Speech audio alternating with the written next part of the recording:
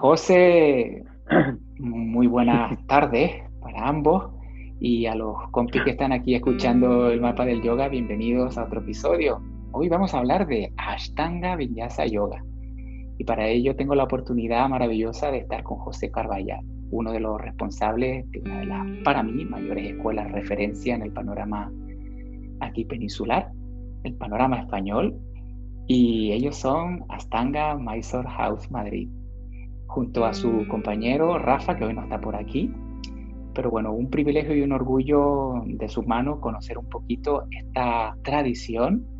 Y para ello lo primero vamos a conocer a nuestro compi, a José. No soy normalmente José, bienvenido, no soy amigo de presentar, sino a mí me gusta más que cada uno se define y presente como le apetezca. Así que te doy palabra y bienvenido. Ya empezamos con los marrones. Bueno, antes de nada, muchas gracias por invitarme y por la paciencia que has tenido, porque he tardado más de un año en responderte, así que gracias por haber mantenido la invitación. Presentarme. Empezamos con tapas, empezamos con un trabajo de tapas, porque a mí esto me cuesta mucho, lo de presentarme. ¿Qué decir? Pues sobre todo que yo diría que sobre todo lo que soy es practicante.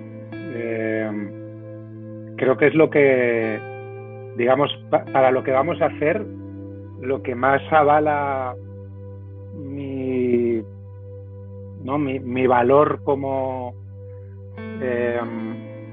o lo que puedo aportar a esta charla tiene que ver con que llevo muchos años practicando. Muchos, depende de con quién me compares, ¿no? Pero llevo 22 años practicando yoga y ahí es de donde saco todo lo que pueda aportar. De ahí saco la enseñanza también. Todo sale de la práctica, así que en este contexto me puedo presentar como un practicante de Ashtanga Yoga. Siempre se dice que la práctica es el mejor maestro, ¿no? Así que bueno, sí. Es quien te ha enseñado realmente. Tienes una escuela preciosa y maravillosa ahí en Madrid, como antes decía, así en referencia un poquito, de una disciplina muy concreta. Vamos a hablar de Ashtanga, ¿no? Aunque ya curiosidad mía, ¿te iniciaste en yoga, José, o te iniciaste en Ashtanga Yoga? ¿Por dónde arrancaste? ¿Cómo aterrizaste en esto?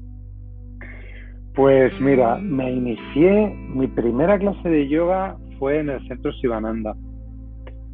Y empecé en Sivananda, y en Sivananda estuve unos cuantos meses.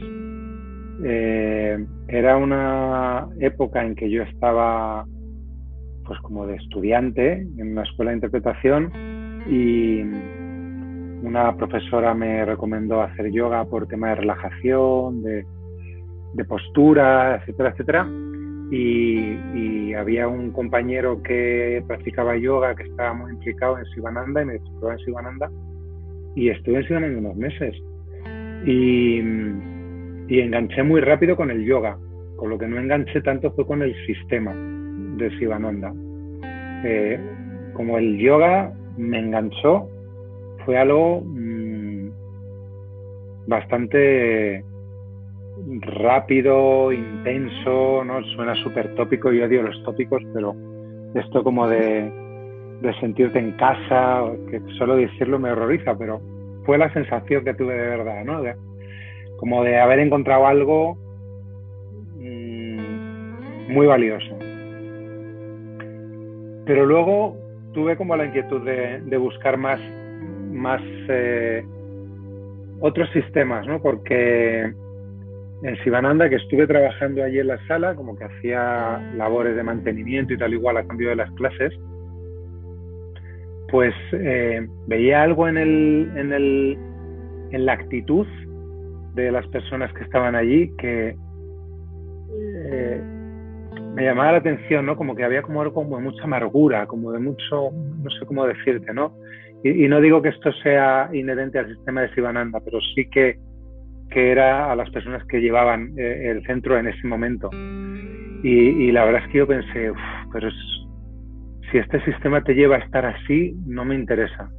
no quiero estar así, ¿no? Con un carácter tan agrio, ¿no? Y eso fue lo que me llevó a buscar como el típico periodo que yo creo que hemos tenido la mayoría, ¿no? De las personas que acaban en un sistema, ¿no? De probar por aquí, probar por allí y tal. Y acabé probando Ashtanga y ahí sí que fue como se completó todo, ¿no? Ahí fue como ¿Y, y dónde, José? Porque estamos hablando hace 20 años por lo menos. Es decir, el Ashtanga no es como ahora una corriente Sí. muy conocida que casi todo el mundo conocemos de alguna manera. ¿Dónde encuentra uno hace 20 años Ashtanga? ¿Cómo llega a eso? Pues mi primera clase de Ashtanga fue en el año 2001 y fue en un centro de Madrid de estos como que tenían muchos estilos distintos y estaban empezando con el Ashtanga, ¿no? Llevaban muy poquito con el Ashtanga. Y bueno, la verdad es que es curioso, ¿no? Porque yo recuerdo bien cómo fueron las primeras clases de Ashtanga y no tenían, no voy a decir nada que ver, pero tenían poco que ver con el Ashtanga que conozco ahora, ¿no? Y con el aspecto como más tradicional, ¿no? Pero de nuevo, es como que aunque la forma no acabe de encajar, la esencia sí que me llegó como ¿no? Y de ahí, al tiempecito de estar allí, empecé a probar en distintos sitios, ¿no? Y en distintos sitios no, realmente yo creo que de Yoga Center, que fue el centro donde empecé, me fui directamente a Ashtanga Yoga Madrid y ahí es donde encontré como un approach más tradicional, que allí que también estaban empezando, llevaban muy poquito también enseñando Borja y Natalia. Y por ahí empecé, a los meses, yo creo que en Ashtanga Yoga Madrid empecé a principios del 2002 o a finales del 2001 y en agosto del 2002 me fui a Mysore y ahí conocí a Sarat, O sea a mi que profesor. pronto Y ya... fuiste a India, la llamada de India te llegó pronto. Sí, no llegó a pasar ni un año.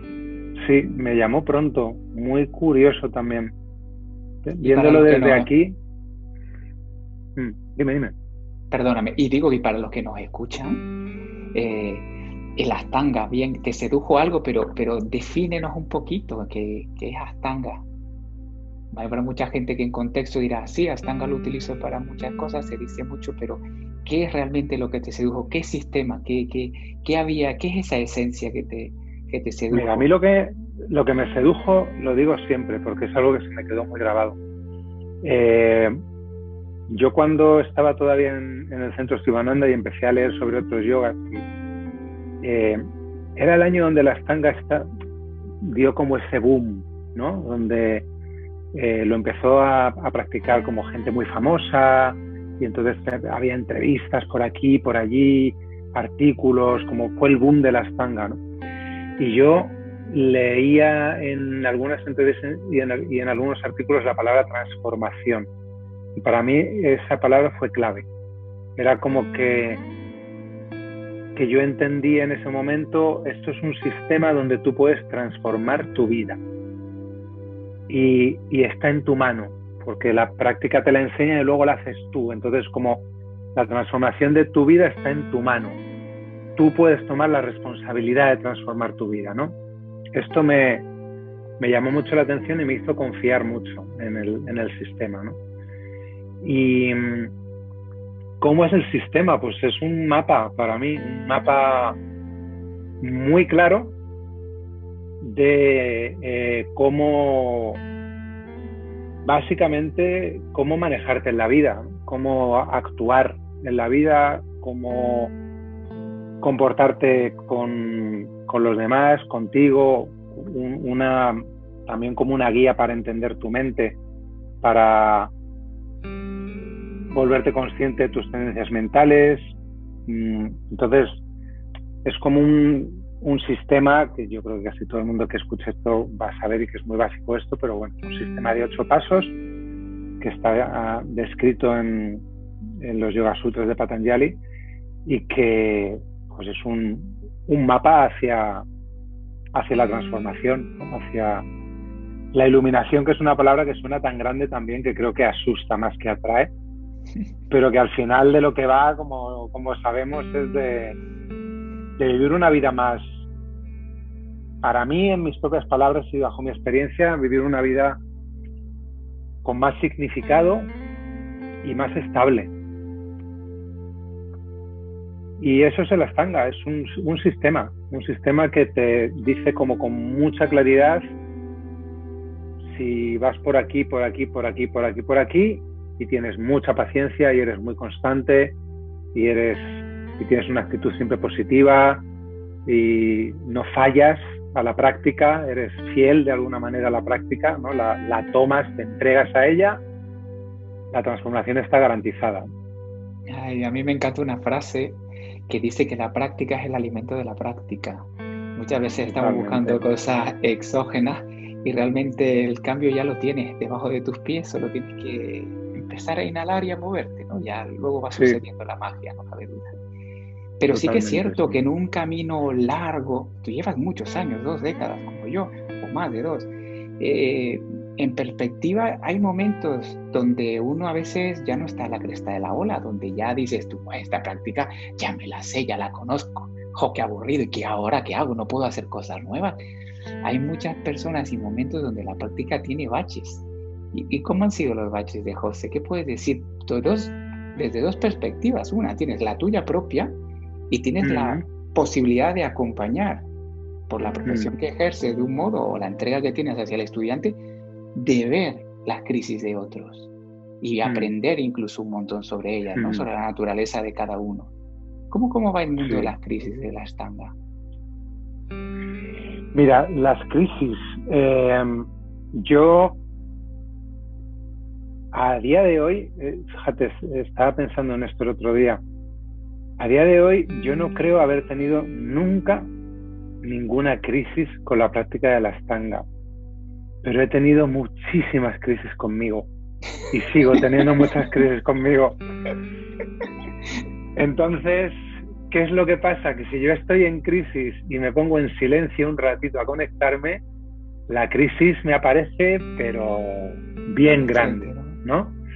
Y solemos culpar al mensajero del mensaje. Entonces, yo lo que siento es que la práctica me dice, estás en crisis, aquí hay algo que no va bien. Y como me entero en la práctica y no me gusta que la práctica me muestre que estoy en crisis, me pongo en crisis con la práctica, me pongo en crisis con la que me dice, oye, que aquí algo va mal, ¿no? Pero yo no identifico tanto, es decir, sinceramente, yo no creo que uno pueda estar nunca en crisis con la práctica. Cuando la práctica es para ti, tú ya tienes claro que es tu práctica, ¿no? Cuando ya ha habido un paso de tomar la práctica, ¿no? Porque puedes entrar en crisis con la práctica porque no sea tu práctica, ¿no? Porque te des cuenta que estás forzándote a hacer algo que realmente no crees en ello, o te va mejor otra práctica y por algún motivo estás empeñando en todo esto, ¿no? Y esto puede pasar más al principio, ¿no? Pero yo cuando me siento ahora, que sigo de vez en cuando teniendo mis crisis, obviamente, cada vez me creo menos que sea con la práctica, ¿no? Y cada vez trato de tomármelo más como un agradecimiento a la práctica, de decirme, me están enseñando una bandera roja, vamos a ver qué está pasando por aquí, ¿no? Porque no es tanto crisis con la práctica como que la práctica me enseña cuando tengo asuntos no resueltos, cuando emocionalmente estoy revuelto, cuando estoy mirando para otro lado y me está pasando lo que no estoy queriendo ver, Entonces mis crisis las siento más así y sinceramente las de los alumnos y las alumnas también las siento más así, ¿no? Y suelo tratar de acompañar desde ese lugar, ¿no? Cuando siento que hay crisis, que se empieza a faltar a clase, que empieza a haber resistencia, a menos que yo vea algo muy claro con cómo están afrontando la práctica de asana, que pueda tener que ver con esto, ¿no? Si alguien se está tratando muy mal practicando asana, es normal que haya una crisis, porque no te va a apetecer volver a un lugar donde hay maltrato. Pero incluso eso, ¿no? Incluso eso se está expresando en la esterilla, pero es un digamos, es una muestra de que hay ese maltrato hacia ti o ese abuso hacia ti está dentro. Se expresa en la esterilla, pero no va a ser solo en la esterilla donde te trates mal, ¿no? Entonces yo creo que las crisis siempre están en la vida y que lo que conviene siempre es mirar, ¿no? Mirar fuera, qué es lo que me está pasando, qué está pasando en mi vida, que cuando vengo aquí me cuesta tanto practicar, ¿no? Cómo estoy gestionando mi práctica también, ¿no? Si hago una práctica, como decía, muy abusiva, muy agresiva, si no respeto nunca mi límite, si me exijo, si soy muy rígido, es normal que aparezca crisis, ¿no? Pero la crisis está en mí, está en cómo gestiono la práctica. Totalmente. ¿Tú tienes otra experiencia? No, para nada. De hecho, me parece muy acertado que separar esas dos cosas. La crisis la tiene uno, la crisis no la tiene la práctica, la tienes con la práctica. Lo que pasa es que puedes, como dices tú, poner al mensajero ya como el responsable. Pero la realidad sí que, al menos en la escuela, yo lo que suelo ver es eso. Hay como una campanita de Gauss, un horizonte de mucho estudiante coyuntural que se acerca a la práctica, da 3 mesitos, no, mira, yo es que ahora tengo exámenes, no, mira, es que ahora no, mira, tal, o empiezan a decaer un poco, ¿no? Entonces, sí que veo cierta tendencia, es una práctica que yo le atribuyo 2 características muy bonitas. Una práctica solitaria, aunque la gente crea que por estar juntos es una práctica común, pero es un proceso íntimo y personal de uno a uno. Y 2, es una práctica que exige mucho, y para que te des cuenta que te devuelve mucho, tiene que pasar ese punto que muchas veces no se pasa, José. Totalmente. Entonces, te lo preguntaba por eso, porque encuentro ese camino de la crisis donde uno está ahí como bastón, pero tampoco está para sacar a esa persona del sitio en el que está si ella no quiere. Entonces, por eso te digo, me sorprende, no sé tu caso, cómo lo verás, pero sí que es verdad que por la escuela pasa mucha gente. Y con el tiempo ves que los que se quedan ahí con huellas profundas son pocos. Y bueno, no sé en tu caso cómo vives. Totalmente. Nuestra escuela se sostiene sobre todo de la gente que viene y va. La gente que se mantiene es una minoría. Y aparte de lo que te he comentado de la crisis, hay otro tipo de crisis que es la que lleva a dejar la práctica. Y yo estoy muy seguro de que esa crisis viene cuando empieza lo que yo llamo la fase desierto. Es decir, que empiezas con el Ashtanga Yoga y al principio todos son fuegos artificiales, todo es emoción, cómo me gusta, cuánto sudo, cómo estiro, qué chulo lo que hacen los demás, yo voy a poder llegar a hacer eso. Y esto además, pues bueno, hay gente que lo hace desde un lugar más físico, hay gente que lo hace desde un lugar más espiritual. Y si lo haces también desde un lugar espiritual, pues encima, qué bueno esto, me voy a encontrar a mí mismo, no sé qué, pero todo es expectativa y emoción, ¿no? Como la emoción del principio, ¿no? Y siempre llega un momento en que llega la parte más austera, porque es una práctica de austeridad. Y donde viene también la parte de empezar a verse lo que no nos gusta vernos, ¿no? Y yo creo que ahí es el punto donde la mayoría de la gente abandona. Cuando llega la parte de verse las cosas difíciles, ¿no? Porque es una práctica que inevitablemente te hace de espejo y te va enseñando más y más quién eres, ¿no? Pues es una práctica que va a ir poniendo más luz y más luz y más luz, ¿no? Entonces, llevamos toda la vida con la habitación un poquito en penumbras para no ver mucho de lo que hay ahí escondido, y de pronto empieza a entrar luz, empieza a entrar luz y empiezas a ver las cosas que llevas tiempo queriendo no ver, y ahí viene la cosa de no, este sistema, me voy a ir a otro, ¿no? Y me voy a otro sistema hasta que ese sistema me empieza a volver a mostrar todas esas partes, ¿no? No sé, ¿no? A mí Sarat, mi profesor, Sarat Joyce, dice mucho que es una práctica para valientes.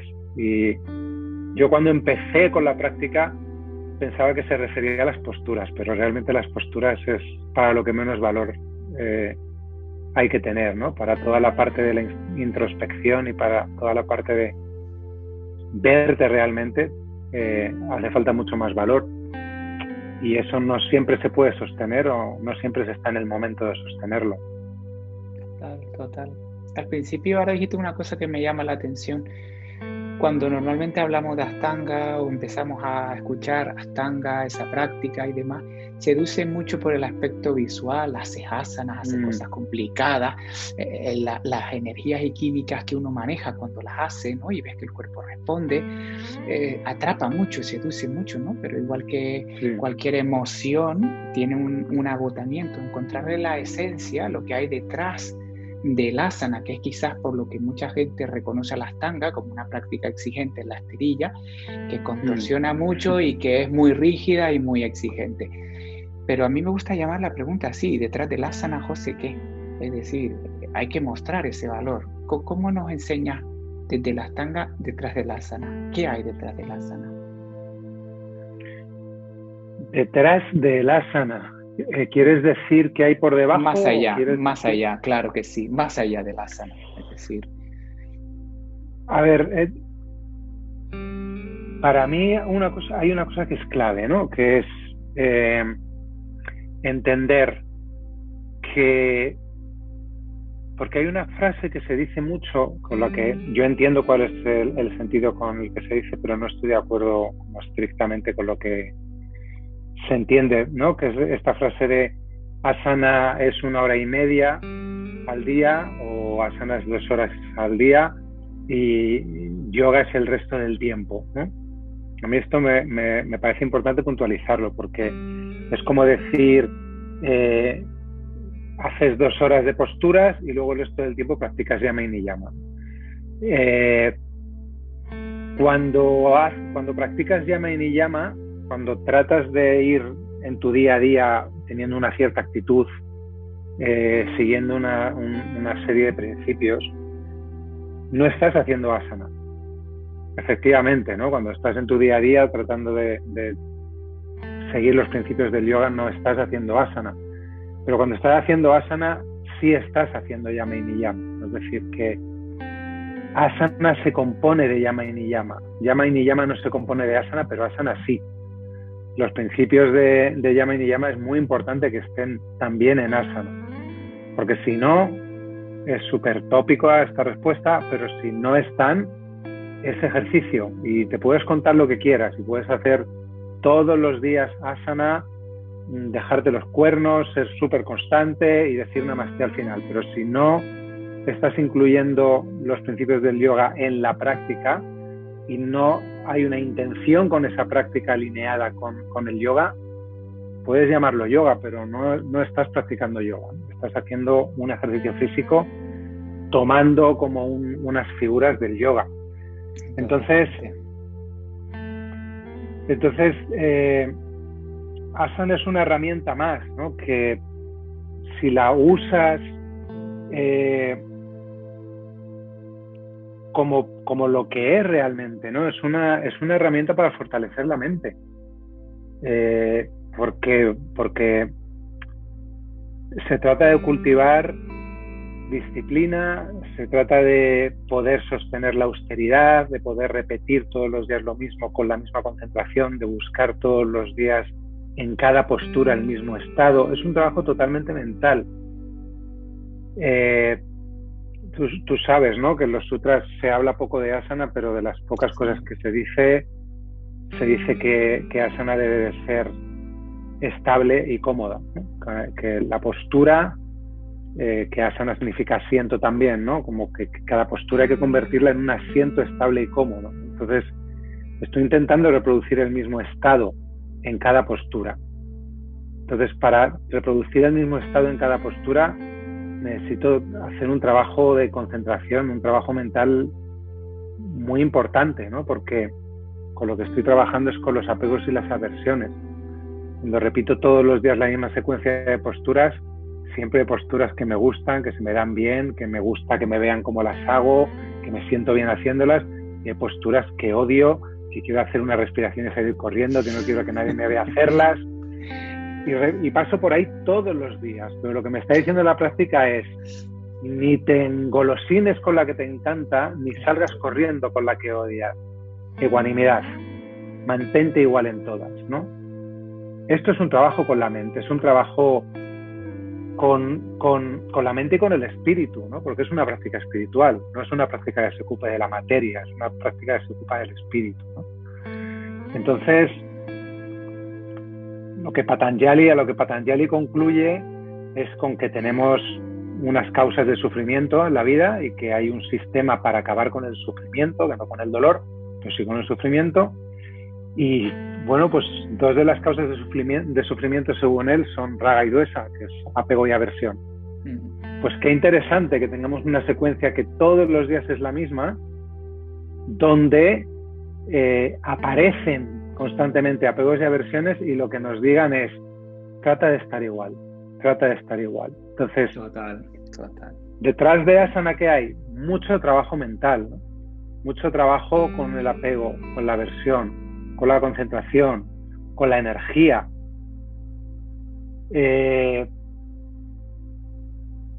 Digamos, cuando no me acuerdo de que asana es una herramienta a favor del trabajo mental, es cuando viene el despiste, ¿no?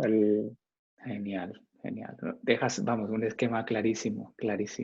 Vale. José, genial, me ha encantado esta pregunta. Yo tenía otra por aquí, así interesante, que quería compartir contigo. Ya no te digo ni preguntarte, sino más bien compartir contigo, ¿no? ¿Tú dirías que la Ashtanga Yoga es para todo el mundo? Sin duda.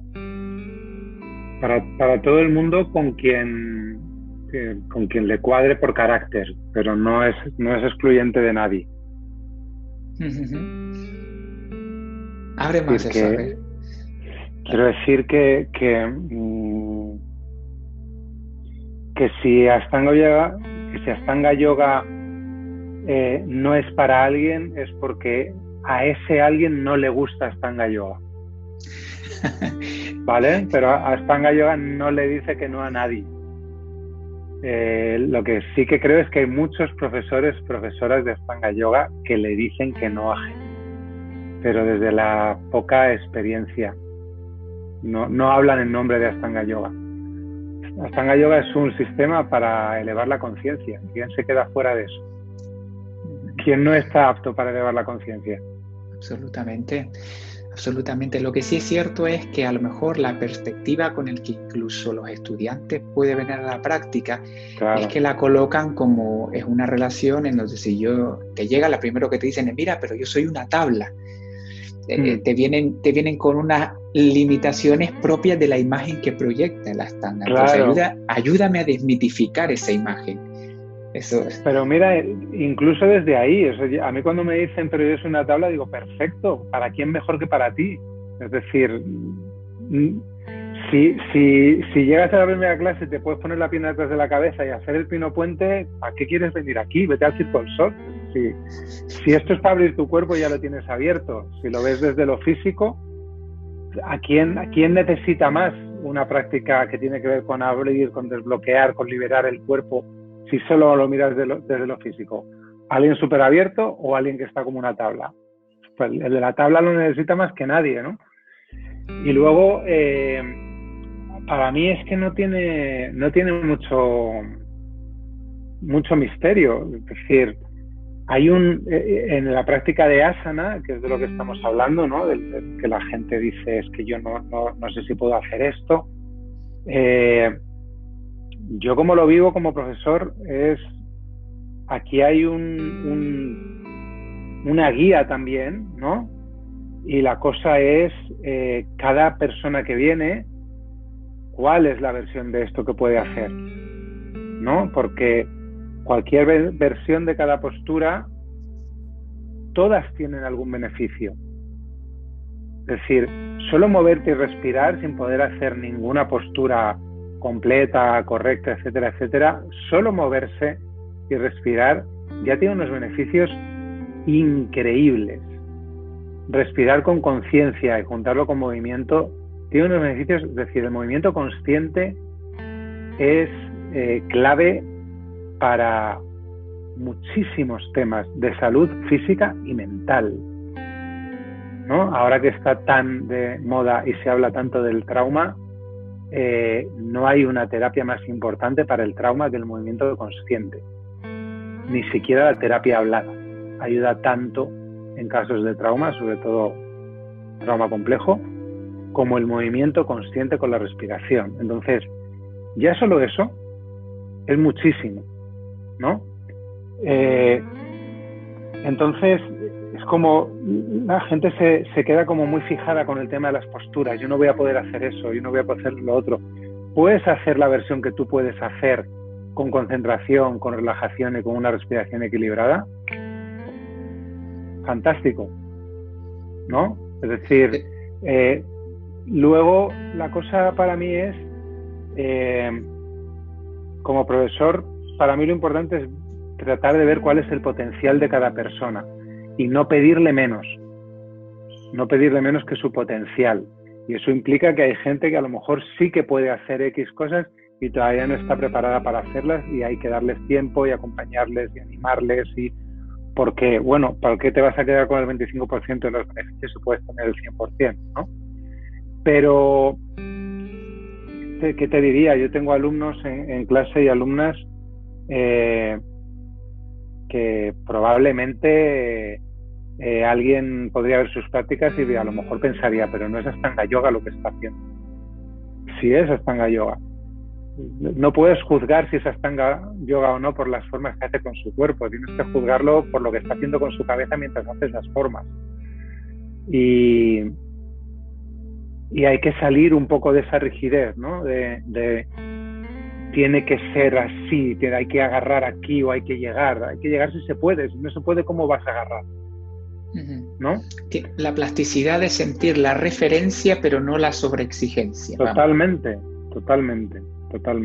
¿no? Y ver, ¿no? Ver como a quién tienes enfrente como profesor, ¿no? Ver cuánto se puede pedir a cada persona. Por eso no hay nada que pensar en cuanto a yo puedo hacer esto, no puedo hacer esto, da igual, ¿no? Para mí la cosa es qué es lo mejor que puedes hacer tú, con el mejor estado posible. Eso es suficiente, ¿no? Total. Y el que viene al revés, el que tiene mucha prisa, José, que sabes que en esta tradición hay mucha prisa a veces. El que viene mucha prisa, en mi escuela aguanta poco.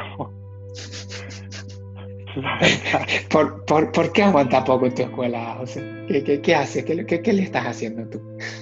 Supongo que esto es algo que yo tengo todavía que aprender a manejar como profesor, porque la experiencia me dice que la gente que viene con mucha prisa suele irse a otro sitio. Es decir,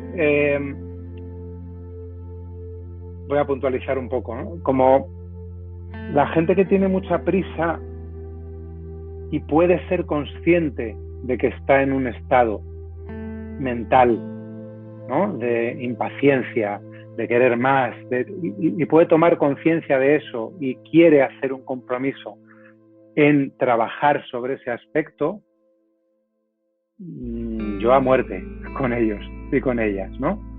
Pero la gente que tiene mucha prisa y no escucha y quiere más y no atiende razones y está muy presa de esta tendencia mental, ¿no? De más, que es algo que el yoga quiere trabajar muy a fondo, precisamente porque es como una de las claves para la infelicidad, engancharse a ese más y más.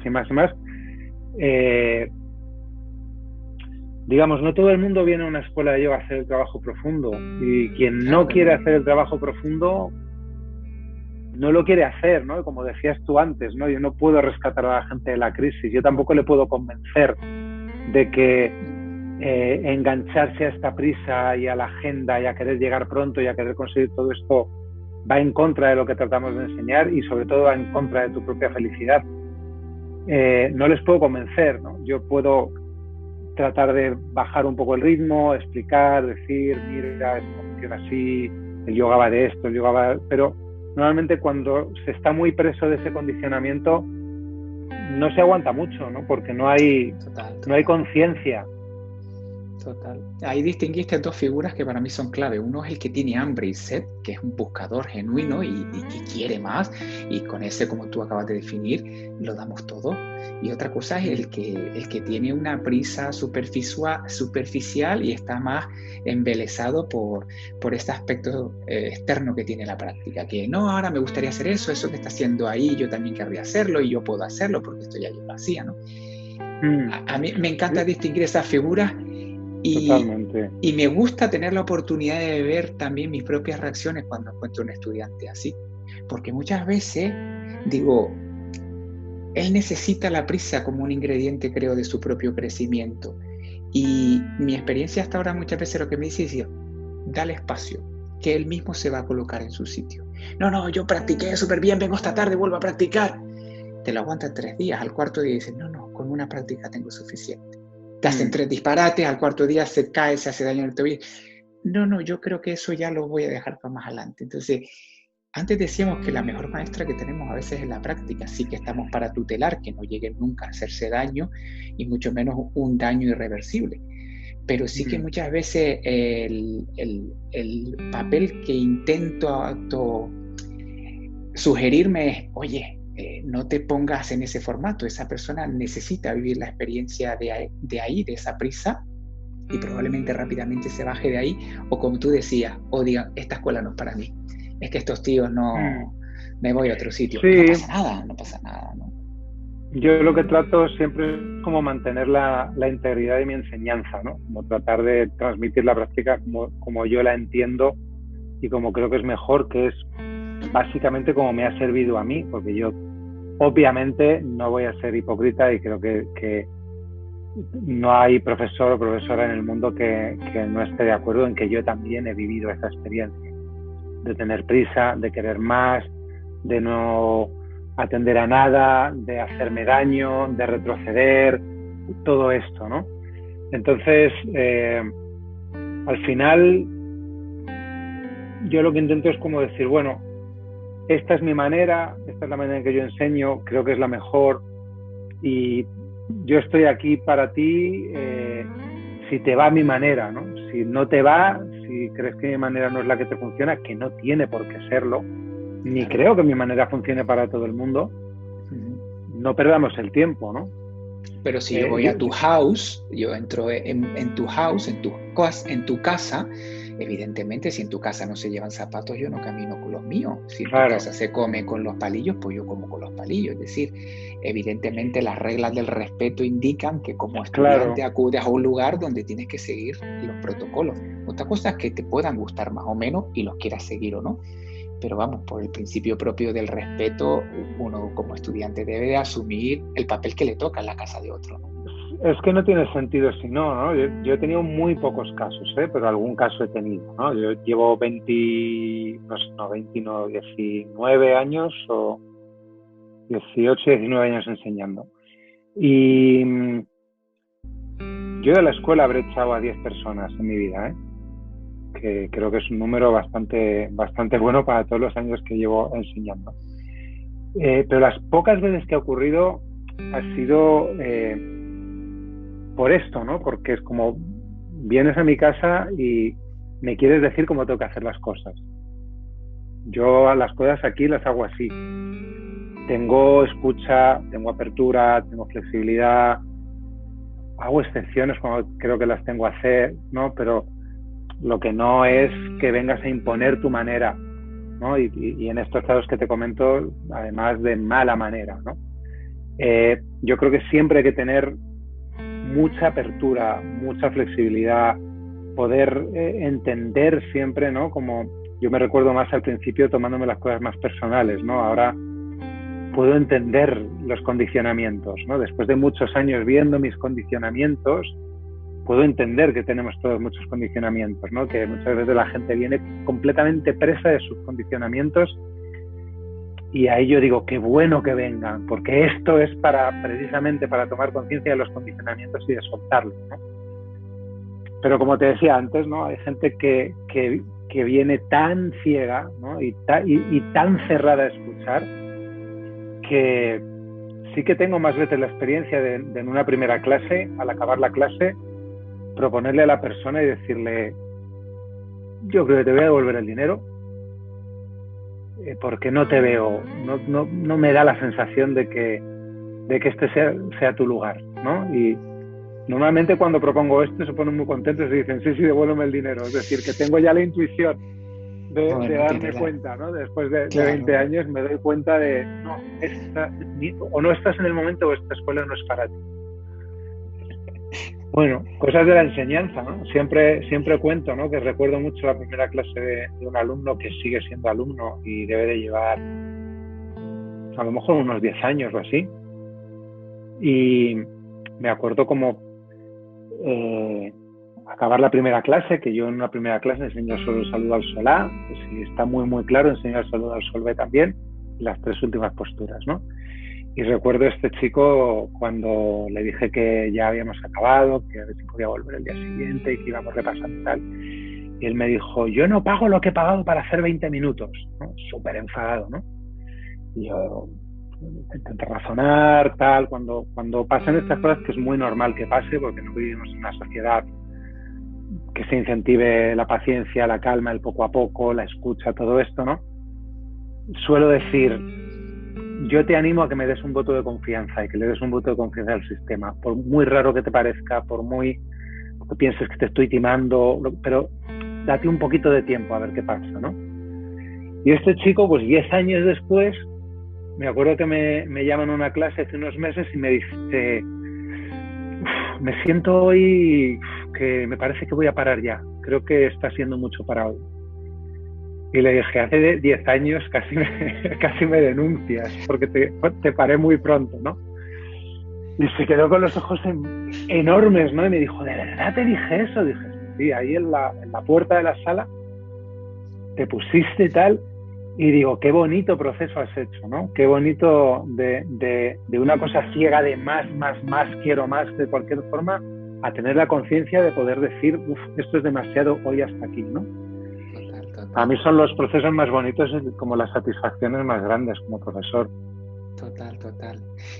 Ahora comentando lo que decía, sobre todo en la forma de enseñar y que enseñas a lo mejor las primeras clases, saludo al sol A, 3 posturas finales. Esto responde a algo que a mí me gustaría que los dos levantáramos la voz en eso. Responde a la tradición de la forma de enseñarse Ashtanga. Y yo creo que además algo que define con bastante claridad el rigor que se le da a esta práctica específica. Es decir, el parampara, este conocimiento que se perpetúa. Antes hablábamos, justo antes de empezar fuera de cámara, de dónde está la línea de la importancia. Es decir, yo creo que parte de esta tradición está en esa enseñanza boca a oreja, y que no se sustituye por llevarte a casa libros, no se sustituye por otras cosas. Ayúdame, porque mucha gente que esta tradición la está viendo quizás por primera vez. ¿Qué queremos decir cuando hablamos de parampara? ¿Dónde intentamos avalar la metodología de lo que se enseña dentro de la Ashtanga Vinyasa? A mí, antes de entrar en parampara, sí quiero decir algo, ¿no? Que creo que es importante, porque yo, por lo menos como profesor, durante muchos años he ido enseñando como me han enseñado, pero como sin entender muy bien por qué me han enseñado así. Como que ha sido una cosa un poco de confianza ciega, ¿no? Me han enseñado así, yo enseño así. ¿Pero por qué me han enseñado así, no? Y con el tiempo y con la práctica de asana y con la práctica de enseñar, que obviamente es otra práctica y menuda práctica, creo ir entendiendo por qué me han enseñado como me han enseñado, ¿no? Y puntualizar un poco este ejemplo que has puesto de por qué se enseña el saludo al sol y las 3 primeras posturas el primer día y ya. Para mí tiene todo que ver con, fíjate, yo cada vez lo vivo más como una declaración de principios, ¿no? Es como una carta de presentación. La persona llega el primer día y da igual cómo llegue, es como que lo primero que le dices es despacito y buena letra. Así va este sistema, ¿no? Va de poco y con profundidad, no de mucho y de cualquier manera, ¿no? Esto es lo primero, ¿no? Y lo segundo, que yo creo que también es una carta de presentación y que es muy importante, es que en la primera clase, de alguna forma, ya entiendes de qué va el sistema. Y el sistema va de concentración y de trabajar con la mente. Porque no es que te enseñen el saludo al sol en la primera clase. En la primera clase lo que tú tienes que conseguir es memorizarlo. Es decir, en la primera clase tú tienes que memorizar movimiento y respiración. Entonces, desde el primer día, llegas a una clase de Ashtanga Yoga y te dicen, usa tu mente, pon tu mente en funcionamiento, concéntrate, actívala, dónde va la inhalación, dónde va la exhalación, cuándo van los brazos arriba, cuándo te doblas, cuándo... Y hasta aquí, calma, suficiente. Vuelve mañana y mañana más, ¿no? Entonces, a mí me parece súper valioso esto, y más en la sociedad en la que vivimos. En una sociedad de compulsiva, insta todo, rápida. ¿no? Que llegues a un lugar y te digan 10 minutos, 15 es suficiente. 15 minutos, pero concentrado, atento, escuchando. Suficiente. Mañana vuelve. Salud. Totalmente, totalmente. ¿No? Totalmente. Dijiste antes, de hecho, algo que me gustó mucho es, antes de hablar de Parampara, estás hablando de que nunca en su momento cuestionaste la forma de enseñarlo, sino simplemente instintivamente enseñaste cómo te enseñaron. Y eso me lleva también a la idea de decir, la práctica de Ashtanga, te lo pregunto directamente, ¿está viva, evoluciona en términos de que ella cambia, la forma de enseñar cambia, la profundidad cambia, se añaden o se quitan aspectos, o se mantiene tradicional y rígida? ¿Cómo lo vives tú? Hombre, cambiar ha cambiado y ha ido cambiando desde que empezó. Eso es un hecho, ¿no? Los primeros que iban a Mysore, creo que hacían primera y segunda serie por la mañana, tercera y cuarta por la tarde, hasta que a algunos se les moriría y dirían, espérate, vamos a adaptar un poco esto, que nos vamos a buscar un problema. Desde ahí, desde el principio hasta ahora, ha cambiado mucho la forma de enseñanza, ¿no? Pero sobre todo yo creo que también cambia mucho por la propia evolución de los que enseñamos, ¿no? La propia experiencia va haciendo...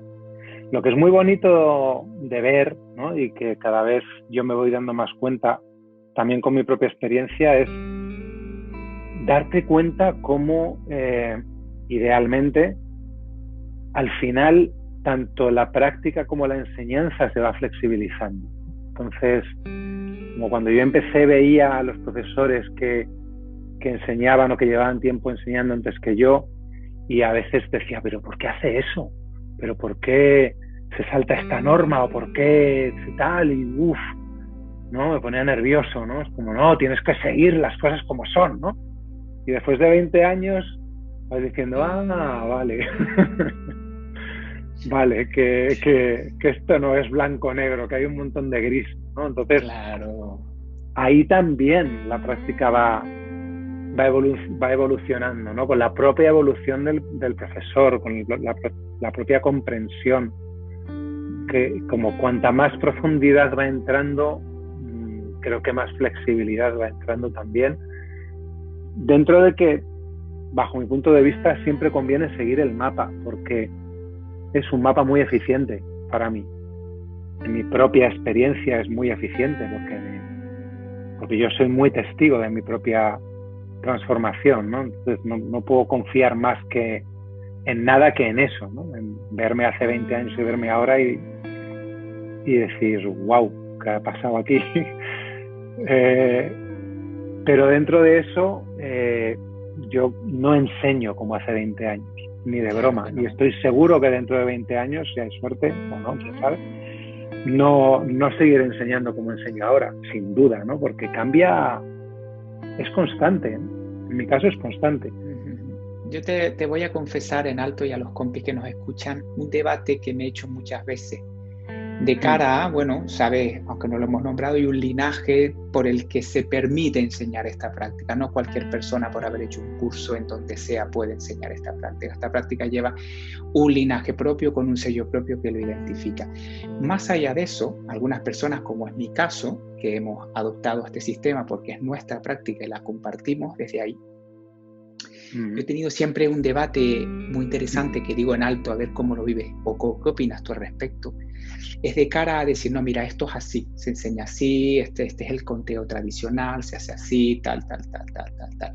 Pero como tú dices, la propia evolución de uno, primero que nada, de tener que buscar ciertos recursos adaptativos dependiendo de la persona, del momento, de la luna, de lo que fuere, te obliga a que haya recursos personales que hacen que el aroma que tú puedes dar como profesor y el carisma que tiene tu escuela tenga matices que distingan a otra escuela. Pueden enseñar a Ashtanga, mantener el linaje, mantener las bases, pero yo creo que lo que tú acabas de decir es algo que yo siento como muy, muy claro. Es decir, este nombre, igual que el que llevas tú en tu camiseta, hace alusión a un sistema integral donde tienes todo lo que has recogido por tradición y todo lo que personalmente le aportas, que eso hace que Meisterhaus Madrid sea Meisterhaus Madrid.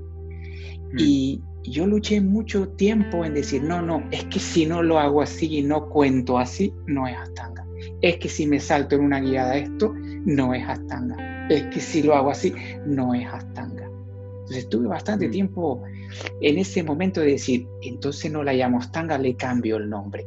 En dónde terminar de encontrar el sitio que correspondía, ¿no? Entonces, ¿por qué te hago esta alusión? Es decir, a mí me parece que cuando uno va a una escuela seria de Ashtanga, da igual donde vayas en el mundo, sabes lo que te vas a encontrar. Aunque hay un aroma propio de un profesor, pero sabes lo que te vas a encontrar. Y eso mantiene cierta pureza en el linaje o en la forma de enseñar, ¿no? Pero cada vez vamos acercándonos a un mundo más, como antes también nombrabas, compulsivo, rápido, mediático, donde se desdibuja con cierta facilidad. ¿Y dónde quedamos? ¿Dónde están esos límites? ¿Cómo los dibujarías tú? Es muy difícil. Muy difícil.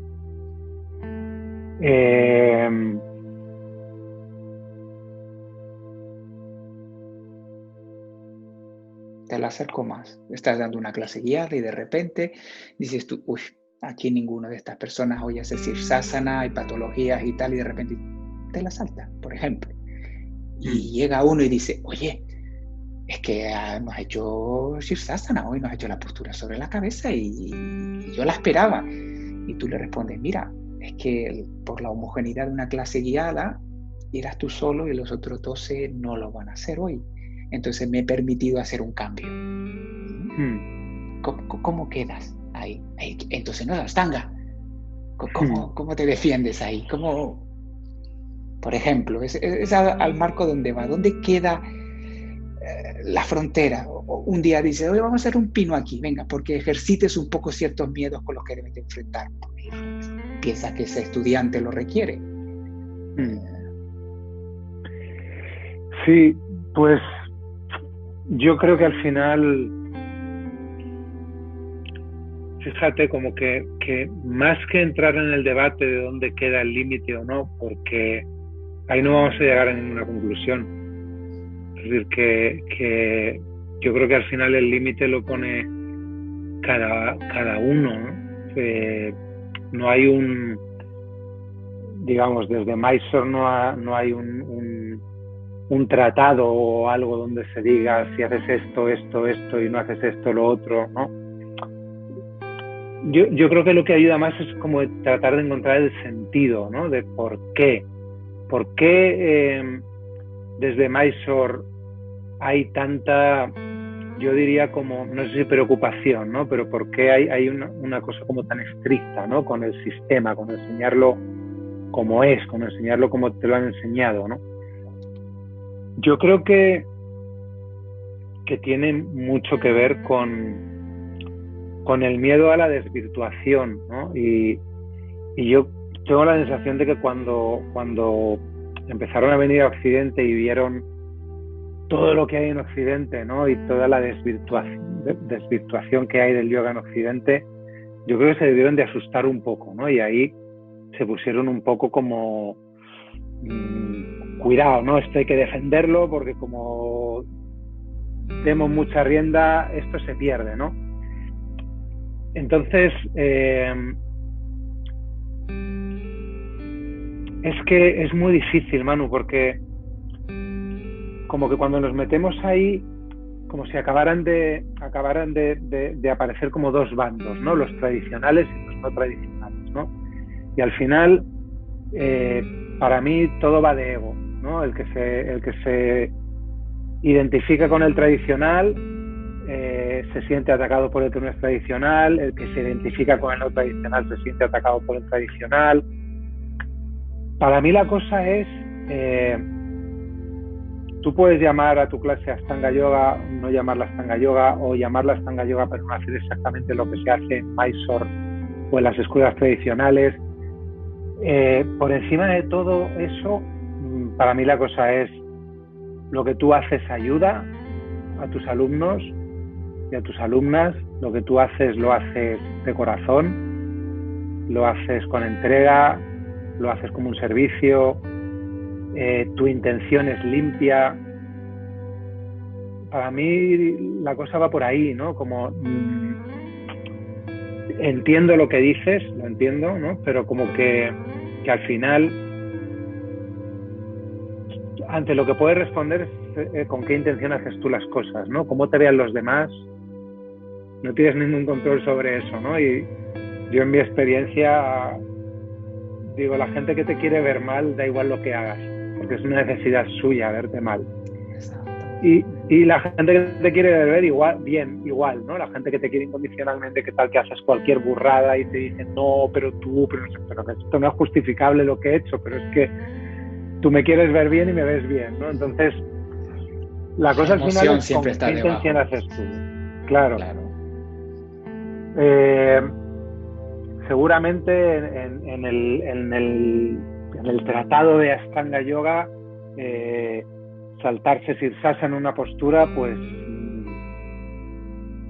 yo qué sé, pues a lo mejor hay gente que te dice, pues esto no es Ashtanga. Yo no te diría que no sea Ashtanga porque en una clase haya solo una persona que pueda hacer Sirsasana y nosotros decir no y decidas, pues hoy no la hacemos, ¿no? Es como que también dentro de la flexibilidad está poder hacer una excepción, ¿no? Otra cosa es tener conciencia de que estás llamando a Ashtanga Yoga algo que tú sabes que no lo es, no tienes la intención de enseñarlo, pero lo quieres llamar a... Si hay una intención de engaño, ahí hay un engaño, ¿no? Y ahí un engaño y yoga no van nada de la mano, ¿no? Claro. Si es un tú engaño estás... propio, al fin y al cabo. Claro, totalmente, ¿no? Pero... Y es lo que va a dejar tu escuela como sello, es decir, eso se destila, eso se huele. Entonces, totalmente, ¿no? Que... Y hay mucho engaño también dentro del yoga, porque el engaño es otra característica humana, ¿no? Por eso llama y ni llama, ten cuidado con esto. Ten cuidado con la falta de honestidad, porque la falta de honestidad la tenemos todos, ¿no? Entonces, yo creo que ahí la cosa es eso, ¿no? Como estar tranquilo con cuál es tu intención. Total. Y no entrar mucho en que me van a llamar esto, me van a llamar lo otro, no está en tu mano. No, está muy bien. Yo, más que nada era simplemente hacer florecer un poquito, porque es verdad que el propio proceso de maduración, como yo te estoy escuchando, yo lo siento de la misma manera, te va permitiendo esa flexibilidad de la que hablas, pero detrás de la flexibilidad lo que veo es que nace la flexibilidad porque hay mucha más riqueza para observar y poder trabajar con matices que antes uno quizás no llegaba. Entonces, la flexibilidad es casi un regalo, un resultado de decir, oye, que la capacidad de penetrar en la experiencia del compañero con el que estás te permite posibilidades que antes a lo mejor uno no podía, ¿no? Entonces lo veo como un regalo. Sí que es verdad que al mismo tiempo hay que poner en valor lo que te decía, o al menos yo, es una cuestión propia de decir, oye, no quiero traicionar a un sistema ni a una enseñanza para que no se desvirtúe. El que quiera acercarse a la escuela buscando esta disciplina tiene que saber lo que va a encontrar, no entrar y de repente decir, aquí se van a poner a cantar y no hacen nada de lo que yo estoy acostumbrado a entender por Ashtanga.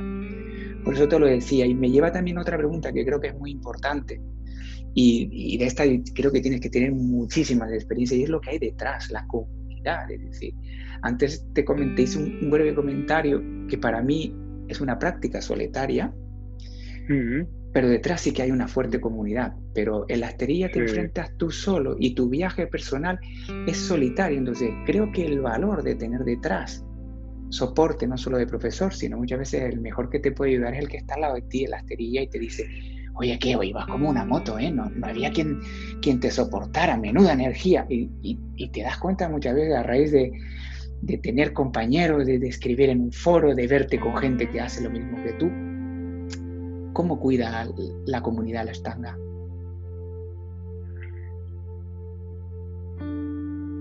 Para mí es solamente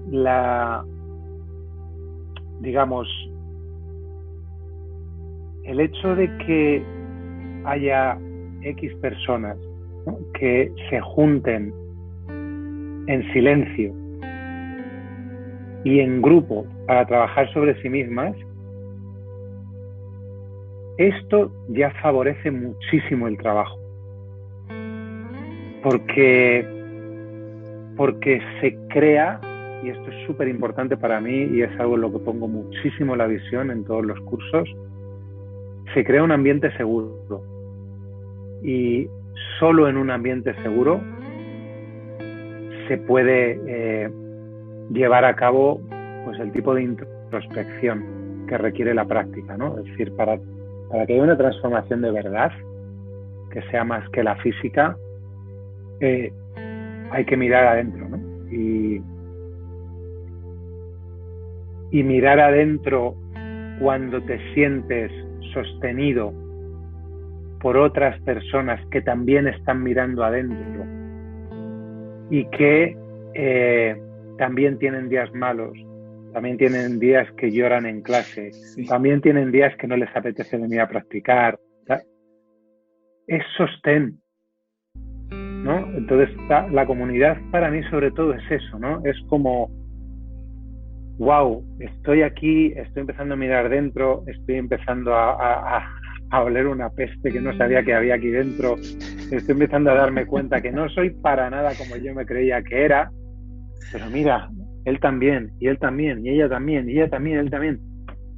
Al final es un tema simplemente de decir, no estoy solo en esto, todos estamos en esto, ¿no? Y idealmente, cuando los profesores podemos soltar la idea muy extendida en este sistema también de que tenemos que ser infalibles, trascendidos, sabios y tener respuestas para todos, y podemos mostrar también toda nuestra peste y nuestras incongruencias y nuestras contradicciones y nuestra vulnerabilidad y nuestro tal, pero es que el profesor también, ¿no? Estamos todos en lo mismo. Entonces es una sensación de acompañamiento y de sostén que favorece muchísimo el proceso. Entonces es fundamental la comunidad, ¿no? Porque es estar con un montón de espejos que te están mostrando lo tuyo y que te reconforta mucho, ¿no? Es decir, no soy el único al que le pasan todas estas cosas, no soy el único que tiene todas estas dificultades, y a la vez qué acompañado me siento por todas estas personas. Qué bonito que estemos todos, porque si lo piensas es muy único y es muy especial. Yo hay veces que, fíjate, hace dos o tres semanas en una clase guiada me emocioné cuando acabé la clase y les dije, ¿no? Y me emocioné, se me saltaron las lágrimas, ¿no? Porque de estas veces que estás en una clase y estás viendo a todo el mundo y de pronto dices, qué especial es esto es increíble. O sea, ¿qué hace toda esta gente aquí? Cada uno de su padre y de su madre, todos en silencio, con este ambiente de respeto y de concentración, todos trabajando en sí y todos en grupo. O sea, cuando lo piensas dices, esto es súper especial. Una vez más, en la sociedad en la que vivimos, ¿no? Que haya este espacio donde la gente viene y se junta y se ponen ahí en silencio a mirarse, a trabajar en ellos, a observarse, a tratar de evolucionar, a tratar de trabajar con conciencia sobre las tendencias mentales que les hacen sufrir, a tratar de crecer todos juntos, ¿no? Es súper, súper, súper especial.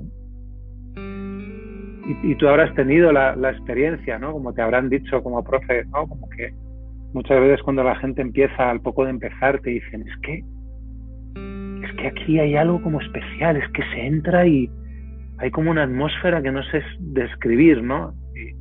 Y yo lo pienso, digo, hay mucho que no se ve aquí. Lo más importante de lo que pasa aquí es lo que no se ve. Esa frase es emblema mío. Total, Ashtanga, ¿no? es lo que no se ve también. Yo la vivo, pero a cada momento. Ashtanga es lo que no se ve, no es esta parte superficial. José, te agradezco de verdad tu paciencia conmigo y este ratito. Vamos a abordar este empujoncito final. Con tu permiso, me encantaría que nos hablaras de los valores de la escuela y de José, es decir, eso que distingue Mysore House Madrid. Los valores de la escuela y de José. Qué difícil. ¿Sí? Sí, así como nombrarlo, ¿no? Porque como es algo que vivo, no sé muy bien cómo ponerlo en... A ver, lo primero que me viene es un poco de lo mismo de lo que he hablado antes, ¿no? Como cuando yo empecé con la práctica, lo que me llamó la atención era la palabra transformación. Yo lo que trato es de que la escuela sea un lugar que favorezca la transformación.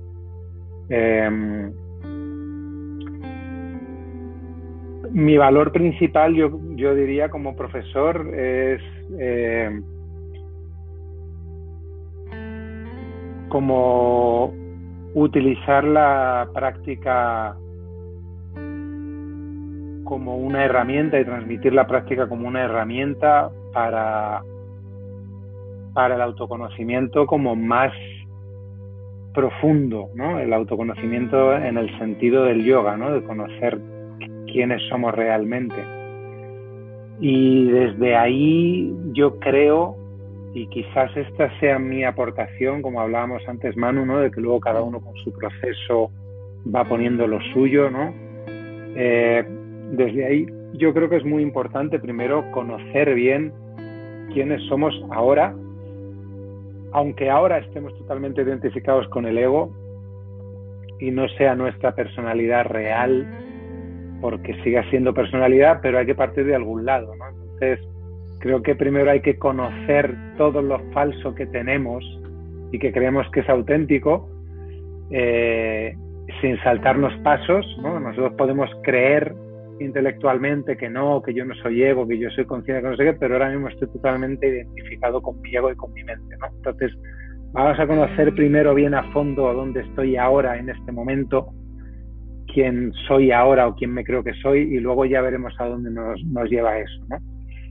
Entonces, yo desde ahí, mi actitud como profesor es poner mucho el énfasis en esto, ¿no? En poner luz donde no hay luz, o poner conciencia donde no hay conciencia. Esto es lo que más trato de hacer. Yo llevo muchos años haciendo terapia, estoy haciendo una formación como terapeuta, y creo que la terapia es una herramienta muy buena porque es de lo que va Swadhyaya también, ¿no? Los tiempos donde los yogis enseñaban este sistema, los maestros se pasaban la vida con los alumnos, con las alumnas, ¿no? Entonces, eran sus terapeutas, nadie les conocía mejor que los maestros. Los maestros de ahora no podemos pasarnos la vida con los alumnos. Tenemos que tener otras herramientas para entender las tendencias mentales, para trabajar sobre las tendencias mentales, que es lo que a mí me interesa. A mí lo que me interesa como profesor es trabajar con las tendencias mentales de los alumnos y de las alumnas, ¿no? Poniéndome yo a un lado, porque creo que la práctica ya lo trae todo para poder trabajar con las tendencias mentales. La práctica tal como es va a fondo con ese trabajo, ¿no? Pero yo también trato de usar las herramientas que tengo y que voy adquiriendo cada vez más como terapeuta también para poder poner luz a eso, ¿no? Poder sacar un poco más a la superficie todo lo que está en el inconsciente. Y la escuela está al servicio de eso, está al servicio de que las personas que tengan una necesidad de búsqueda espiritual, de autoconocimiento, de transformación y también de salud desde un aspecto físico, encuentren un lugar seguro donde hacerlo, con un acompañamiento respetuoso y amoroso y compasivo, algo que yo me he tenido que trabajar mucho en lo personal para poder ir ofreciéndolo desde ahí. Y tan sencillo y tan valioso como eso. Es a lo que yo, Rafa y todos los profes de la escuela aspiramos. Que creo que como decíamos antes, ¿no? Realmente es algo muy, muy especial poder ofrecer Total. eso.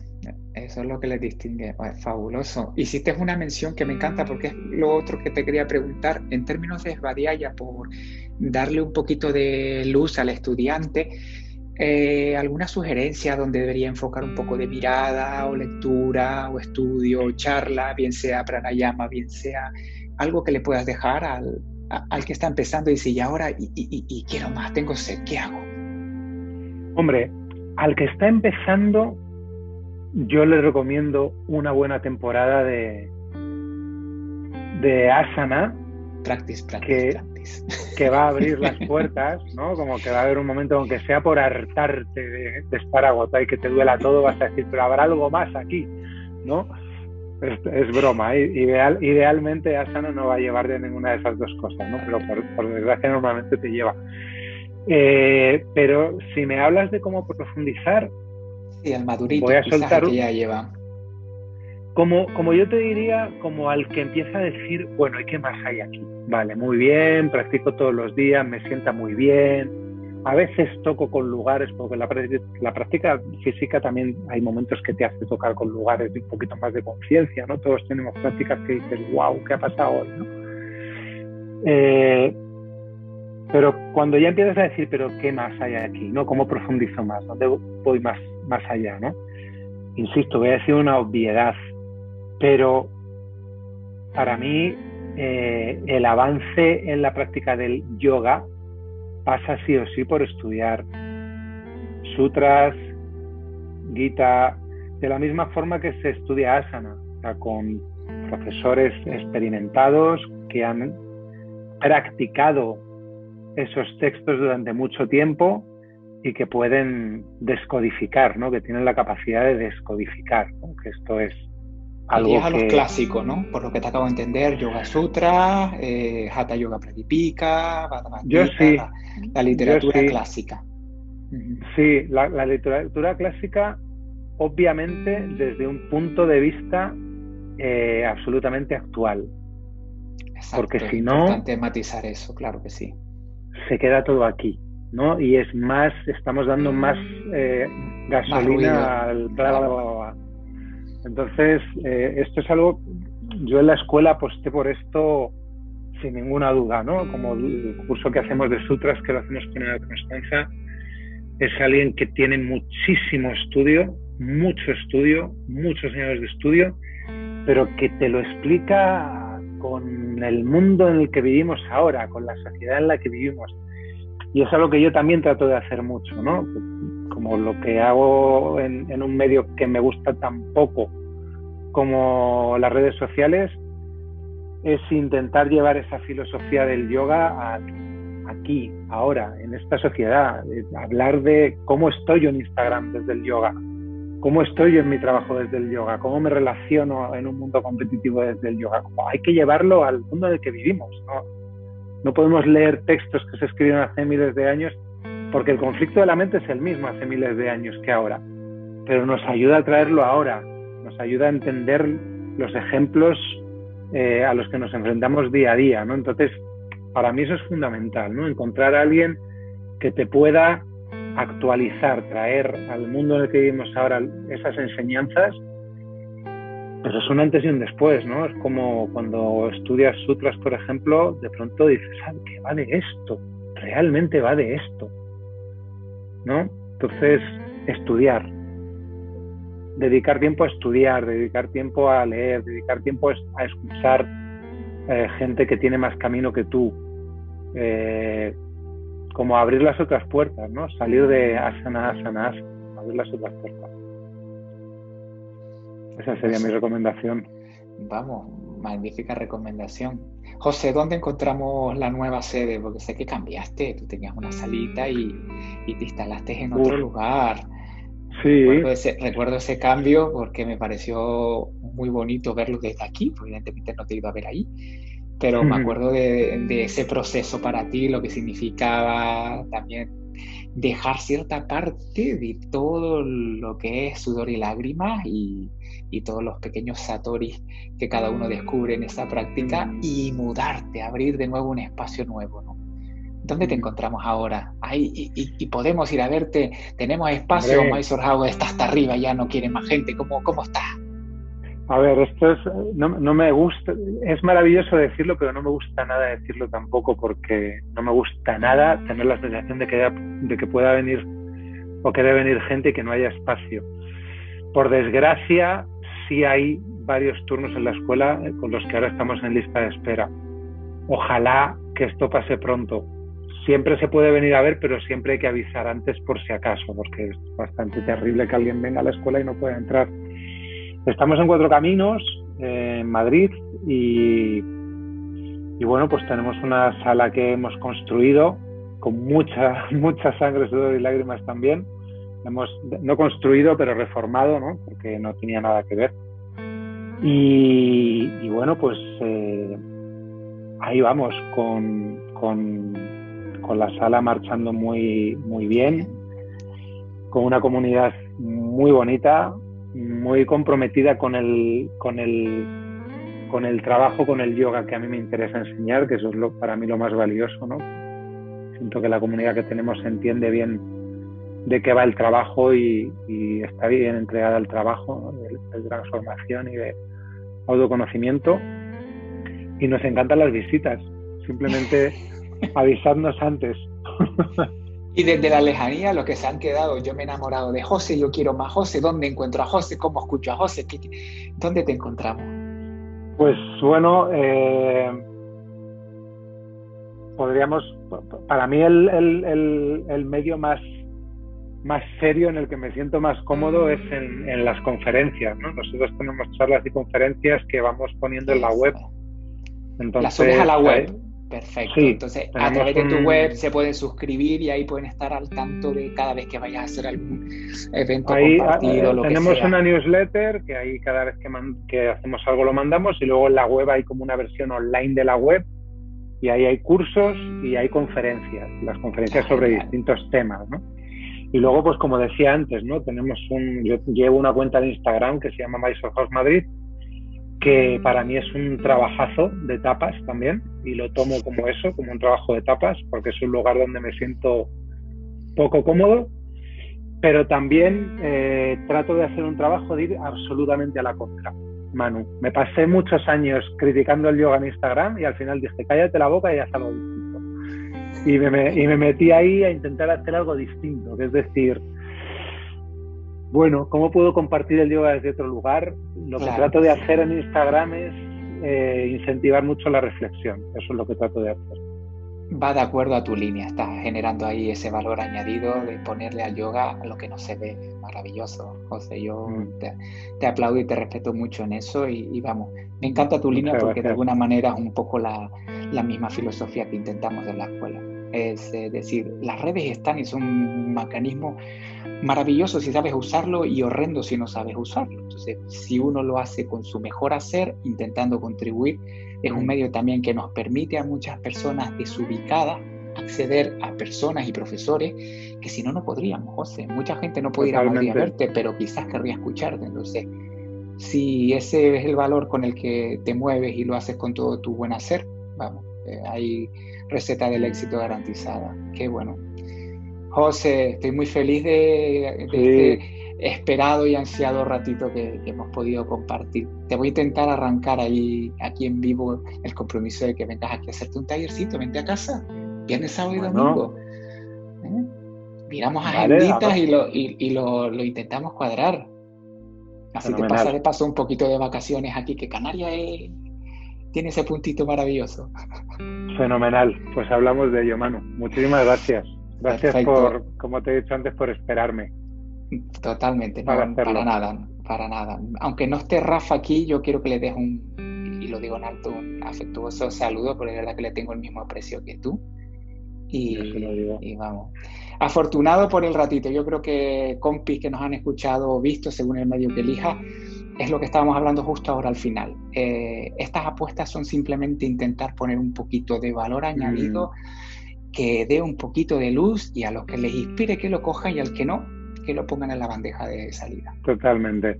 Y es un servicio esto también, Manu, también te lo quiero reconocer, que es un servicio de poder ofrecer espacios de reflexión, de compartir, que es súper valioso también en estos tiempos. Así que no solamente gracias por invitarme, sino gracias por hacerlo. Pues me las quedo. Muchísimas gracias, José. Nos vemos y hablamos pronto. Muy bien, cuídate. Gracias a todos los que están por ahí. Adiós, adiós.